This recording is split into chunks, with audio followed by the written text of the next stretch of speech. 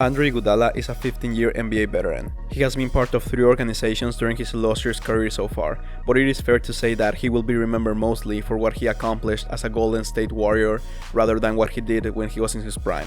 After his departure from the Bay Area, I've seen a lot of debate around whether he will be inducted in the Hall of Fame or not once his career is over. So I'm here to offer my 2 cents on the matter, and hopefully you can tell me your opinions on the subject down in the comments section.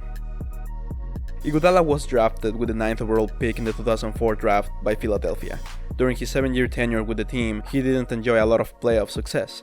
The Sixers managed to sneak into the playoffs consistently, but they weren't a serious threat in the East at all. Iggy didn't average more than 14 points per game in a playoff series until he left for Denver in 2013. He also made his first and only All-Star game appearance in his last year in Philly. Iguodala has never had eyebrow-raising offensive numbers, but he became a fan favorite through his spectacular in-game dunks, his stellar defense, and of course, his performance in the 2006 Slam Dunk Contest. After the brief time he spent in a Denver Nuggets uniform, he signed with the Warriors. The season prior to joining the team, Golden State had won 47 games under the leadership of coach Mark Jackson and 24-year-old Stephen Curry. At the time, Iguodala's addition to the team was perceived as a key insertion to an organization that had already made the conference semifinals on a tough Western Conference. The Warriors went on to have a decent season, winning 51 games, but losing in 7 games against the Lob City LA Clippers in the first round. As all of you guys know, Iguodala's career took a turn once the Warriors fired Mark Jackson and hired rookie coach and 15-year NBA veteran Steve Kerr for the 2015 NBA season. Kerr told Iguodala that for the team to take that next step, he would have to sacrifice his starting spot and come off the bench instead. Of course, he did that, and the Warriors became the Warriors as a result of that. And even though Iggy went on to have a career low in minutes played per game, his unselfishness paid off and was a champion and a Finals MVP by the end of the season. He held LeBron James under 40% on field goal percentage throughout the finals while averaging 16 points, 6 rebounds, and 4 assists, shooting very efficiently and having very few turnovers.